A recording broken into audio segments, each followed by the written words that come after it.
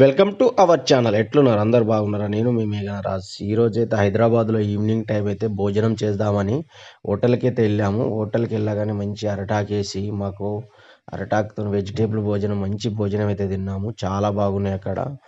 ఎలా ఉంటే మంచి మంచి పచ్చళ్ళు, అప్పడం, చట్నీ, ఆ తర్వాత vegetables curry, egg curry, sambar, పప్పు, ఇది చారు, అంతా వెరైటీ వెరైటీ కర్రీస్తోని చాలా బాగా అయితే చూపించారు. అలాగే ఒక ఉడకబెట్టిన అండ, కోడిగుడ్డు, ఎగ్ అది కూడా ఇచ్చారు. అలాగే దాంతోపాటు పెరుగు తర్వాత పెరుగు ఇచ్చారు.